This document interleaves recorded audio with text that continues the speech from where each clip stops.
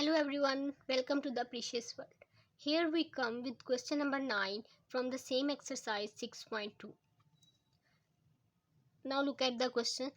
Y double derivative minus 4y single derivative plus 3y is equal to 6t minus 8. यहाँ पर हमें initial value conditions given है जिनको हम इस क्वेश्चन को सिंप्लीफाई करके इसमें जो है इनिशियल वैल्यू कंडीशंस को लगाएंगे।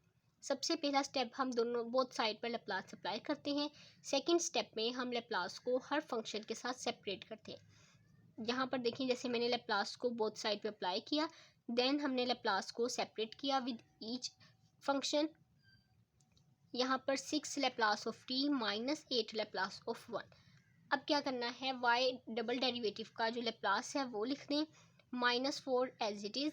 Laplace of y single derivative, इसका लेप्लास लिख देंगे। लेप्लास ऑफ y हमने कंसीडर करते हैं y of capital Y of s से लिखते हैं। 6 Laplace of t, Laplace of t हमने t का कोई भी, इसके ऊपर भी हमने डिटेल में वीडियो बनाई थी कि जब हमारे पास लेप्लास हमने फाइंड करना हो t की किसी भी पावर का, अगर t की nth पावर का हमने लेप्लास फाइंड करना है, हम कैसे करते हैं, उसका आंसर क्या आता है, n factorial s n plus 1। अब यहाँ पर आप देखें, यहाँ पर t की पावर क्या है 1, तो इसका मतलब है आंसर आएगा 1/s2। इसी तरह इसका लेप्लास मैंने लिखा, लेप्लास ऑफ 1 का लेप्लास क्या होता है, 1 का लेप्लास 1/s ही है। ये हमने इसका जब लेप्लास 1 t इस तरह के फंक्शंस का हमने लेप्लास किया था, तो ये उस वीडियो में बताया था कि इसका किस तरह से लेप्लास 1/s है। या इस तरह भी कर सकते हैं, अगर हम लेप्लास t की इस फंक्शन के ज़रिए भी हम कर सकते हैं ना, लेप्लास t की पावर 0 कर दें, क्योंकि जब t की पावर 0 होगी तो वो किसके इक्वल होती है, 1 के। इस फंक्शन में अगर हम 0 फैक्टोरियल s n का फैक्टोरियल क्या होगा, 0 + 1, तो 0 का फैक्टोरियल 1 होता है ओवर s 1, तो 1/s आ गया। तो यहाँ पर इस तरह 1/s आ गया। अब बाउंड्री कंडीशन अप्लाई करनी। बाउंड्री कंडीशंस आपको ये गिवन है हमें, जहाँ y ऑफ 0 होगा वहाँ हमने 0 लिखना है, जहाँ y डेरिवेटिव ऑफ 0 भी होगा वहाँ पे भी 0 ही लिखना है। यहाँ पर देखें ये एज इट इज़ आएगा, यहाँ पर सारी टर्म 0, ये सारी टर्म भी 0, ये -4s y of s as it is, minus minus plus, जब मैं इसकी वैल्यू पुट करूँगी ये भी 0 हो जाएगा, +3 y of s as it is आ जाएगा। 6 यहाँ पर मल्टीप्लाई कर दिया, 6 1 6, और यहाँ पर 6 को जो है वो मल्टीप्लाई कर दिया, 8 को भी मल्टीप्लाई करके यहाँ पर लिख दिया। अब जो इससे नेक्स्ट स्टेप होता है, वहाँ पर हम y ऑफ s को फाइंड करें। y ऑफ s को कॉमन लेंगे, तीनों टर्म्स के साथ y ऑफ s है तो हम y ऑफ s को कॉमन ले लिया।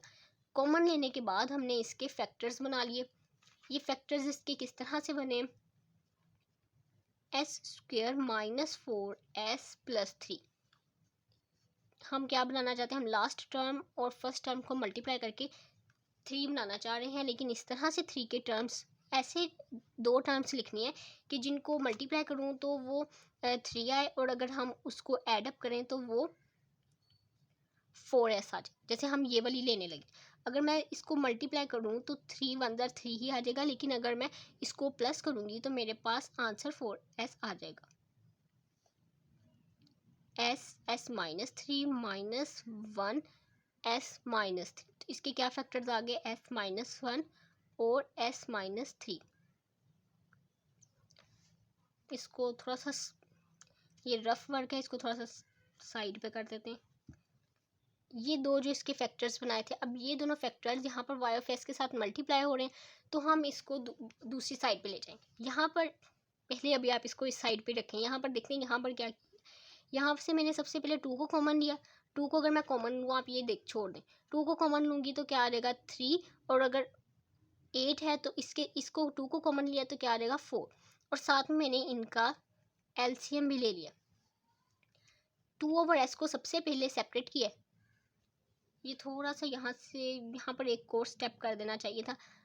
सबसे पहले तो हम यहाँ से 2/s को कॉमन ही लेते, बाद में एलसीएम करते, तो 3/s आना था, और यहाँ पर क्या आना था 4/1 ये आना था। अब देखिए यहाँ पर 2/s को कॉमन लिया, 3/s, और ये आ गया। अब क्या करना था, अब इसका एलसीएम लिया। इसका जो एलसीएम है वो हमने सिंपलेस्ट उसी तरीके से किया, 2/s को आप वैसे ही लिखें, हमने कॉमन लिया था s और 1, इसका एलसीएम आएगा s ही आएगा। तो अब क्या करना है, जो सेम होगा यानी कि जैसे यहाँ पर भी s है और इसके एलसीएम भी हमारे पास s, सेम टर्म्स को हम ऐसे आप समझ लें कि कैंसिल हो गई, और कैंसिल हो जाएगी तो हमने ऊपर इस 3 के साथ कुछ भी मल्टीप्लाई नहीं करना या 1 मल्टीप्लाई करना है, तो 3 ही आ जाएगा। यहाँ पर s नहीं लिखा हुआ तो हमने s को ऊपर मल्टीप्लाई कर देना है, जो भी लिखा होगा, जैसे यहाँ पे 4 लिखा है तो 4 के साथ s को मल्टीप्लाई कर दें। इस तरह से मैंने इसका एलसीएम लिया है। फिर एलसीएम लेने के बाद ये देखें, जो मैंने आपको बताया था कि इसको हमने डिवीजन में लिखना है, वो हमने डिवीजन में लिख दिया।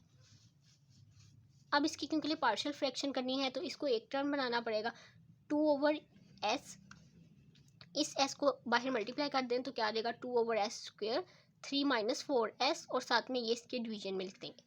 अब हमने जो इसकी करनी है पार्शियल फ्रैक्शन, पार्शियल फ्रैक्शन के ज़रिए से इसको मज़ीद सॉल्व करना है। जैसे ही हम इस तरह की देखते हैं जिसमें s का स्क्वायर लिखा हो, या फिर ऐसे भी हो सकता था s+1 होल स्क्वायर, तो हमने क्या करना था, पहले उसे एक वेरिएबल के साथ लिखना था, उसकी पावर 1, फिर आहिस्ता आहिस्ता उसकी पावर को बढ़ाना है।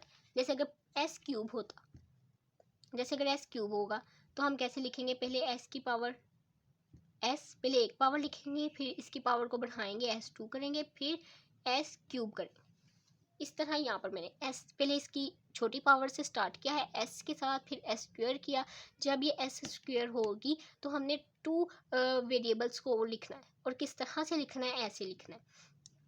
फिर s-3 क्योंकि लिए लीनियर है तो उसके लिए हम एक ही वेरिएबल को यूज़ करेंगे, s-1 भी लीनियर है, उसके लिए भी हमने एक ही वेरिएबल को यूज़ किया।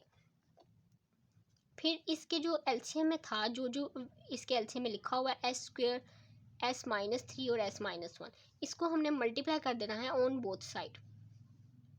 हर मल्टीप्लाई करने के बाद ये सिंप्लीफिकेशन आपकी इजीली आ जाएगी, हर स्टेप में हमने ऐसे ही किया है। इसको करने के बाद आप अब ये देखिए, ये मल्टीप्लाई कर देना, आप सिंपली मल्टीप्लाई करेंगे। सबसे पहले इन दोनों को मल्टीप्लाई कर लें, सबसे पहले s-3 और s-1 को मल्टीप्लाई करें, फिर जो आंसर आएगा उसके साथ s को भी मल्टीप्लाई कर दें, और फिर a को भी साथ ही मल्टीप्लाई कर दें, यानी कि as को बाद में मल्टीप्लाई कर दें। सबसे पहले आप इन दो टर्म्स को मल्टीप्लाई करें।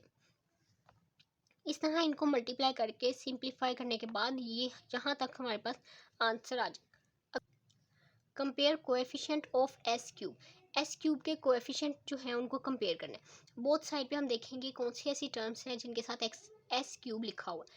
लेफ्ट हैंड साइड पे कोई भी ऐसी टर्म नहीं थी तो 0 लिख देंगे, और जो टर्म थी वो यहाँ पर मैंने लिख दी।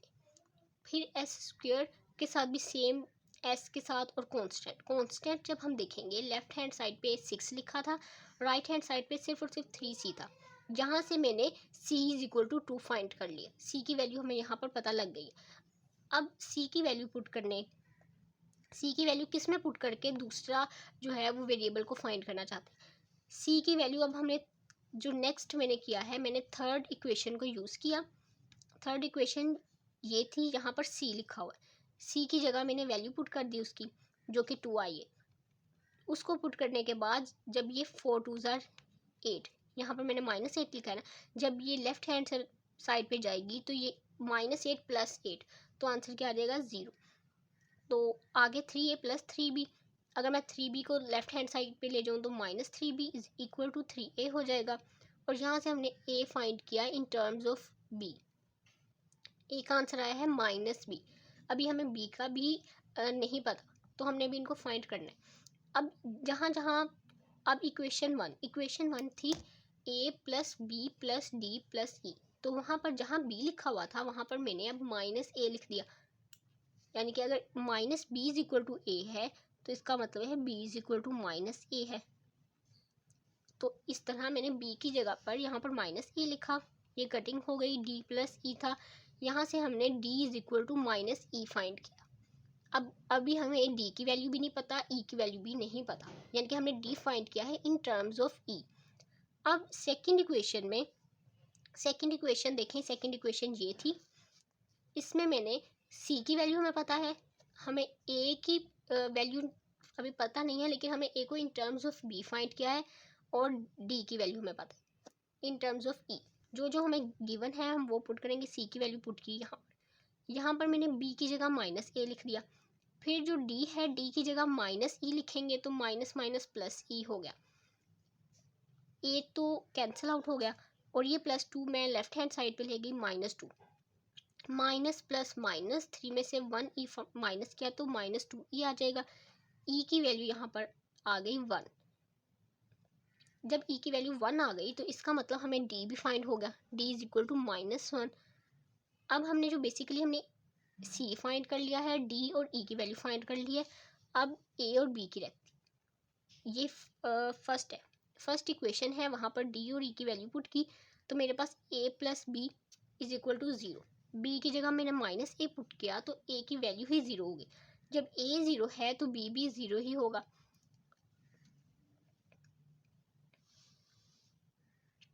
इस तरह से मैंने a, b, c और d की वैल्यूज़ को फाइंड कर लिया। अब y ऑफ s, जो y ऑफ s है, जहाँ पर a, b, c, d की वैल्यू पुट करनी थी वहाँ पर मैंने पुट कर ली।